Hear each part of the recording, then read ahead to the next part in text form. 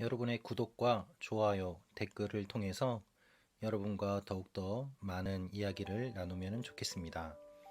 오늘은 요한계시록 8장 1절부터 13절 말씀입니다. 오늘 말씀은 일곱 번째 인을 떼시는 내용과 그 이후에 일곱 나팔을 가진 일곱 천사가 네 번째 천사까지 심판하는 그러한 내용이 기록되어 있습니다. 일곱 번째 인을 예수님께서 떼셨습니다. 그러나 아무런 일도 일어나지 않았습니다. 하나님의 생각과 계획은 우리의 생각과 우리의 계획과 다릅니다.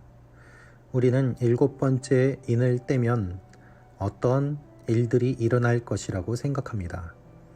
더 큰 심판이 임하거나 심판이 완성될 것이라고 생각합니다.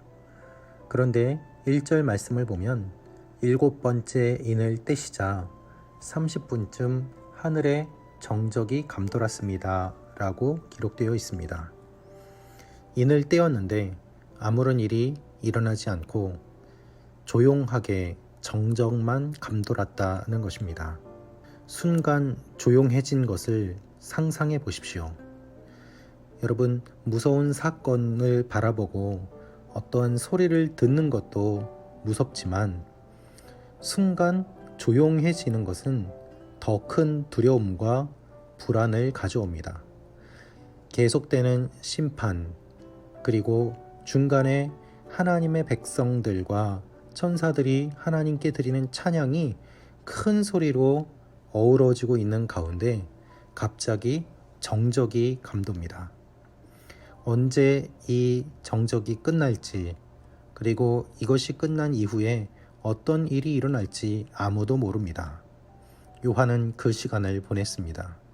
이 시간이 반시간이라고 되어 있습니다.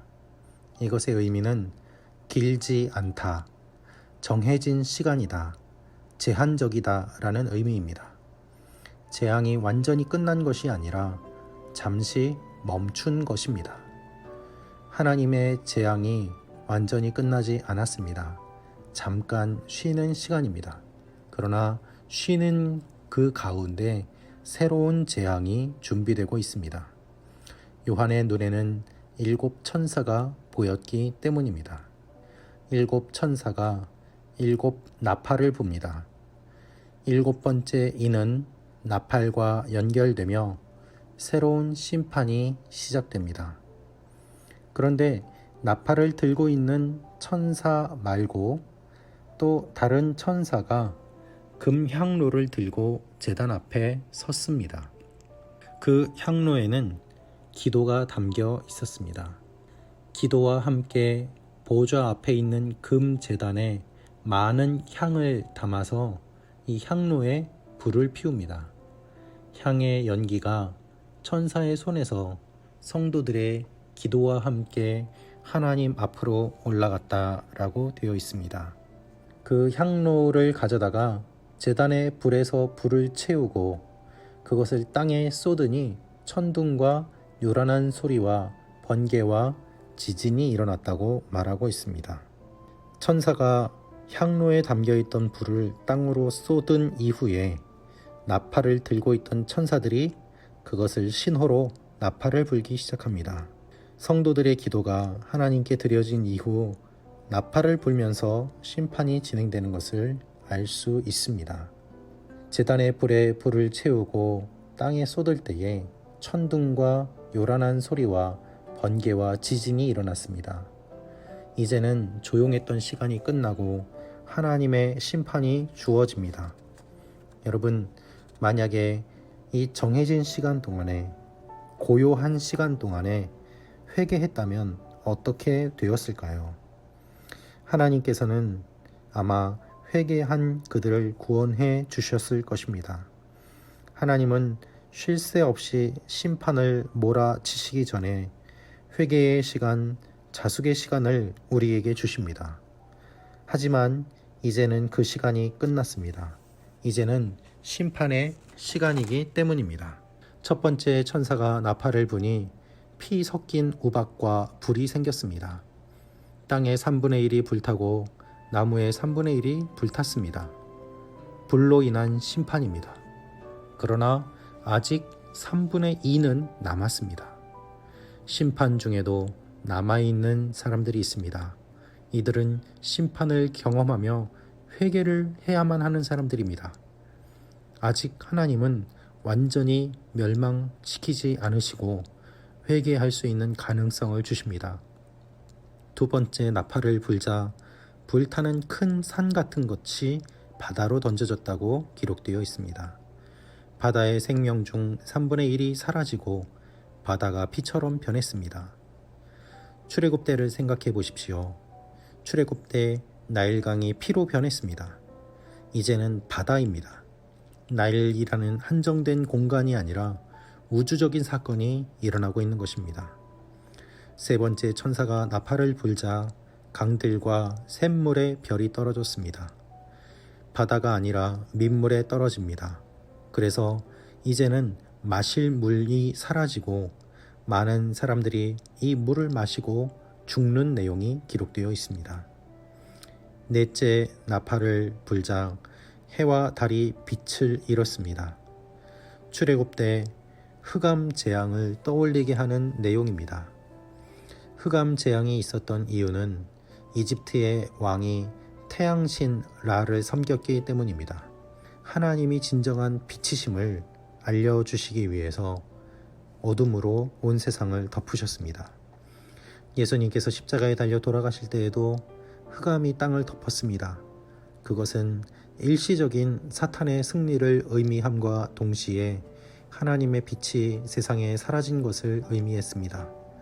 그러나 예수 그리스도는 빛이십니다. 하나님은 빛이십니다. 어둠을 뚫고 주님이 부활하시고 승리하셨습니다. 오늘 본문 말씀도 하나님의 빛을 잃은 이 세상에 재앙이 임할 때에 어두워지는 것을 보게 됩니다. 그리고 13절에 요한은 독수리 한 마리가 공중을 날며 큰 소리로 외치는 것을 보고 들었습니다. 화가 있을 것이다.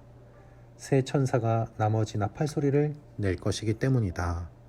앞으로 임할 심판을 외치면서 화가 임할 것을 3번 이야기합니다. 즉, 첫 번째 나팔부터 네 번째 나팔까지의 기록을 빨리 기록하고 그 이후에 등장할 새 나팔에 대한 내용들을 말하기 전에 3번 이야기하면서 하나님의 완전한 심판이 임할 것을 이곳에서 다시 한번 강조하고 있는 것입니다. 잠깐의 정적이 주어진 후에 네 천사가 나팔을 부는 장면이 폭풍처럼 등장합니다. 하나님이 심판을 몰아치실 때가 있습니다. 때로는 하나님께서 침묵하시는 것처럼 보입니다. 그러나 하나님의 심판이 진행될 때에는 폭풍처럼 몰아칩니다. 정신없이 몰아칩니다. 이것이 하나님의 심판이 가진 특징입니다. 물이 100도가 되어야 끓어오르듯 성도들의 기도와 하나님의 인내하심이 한계에 이르를 때 그때 심판이 시작됩니다.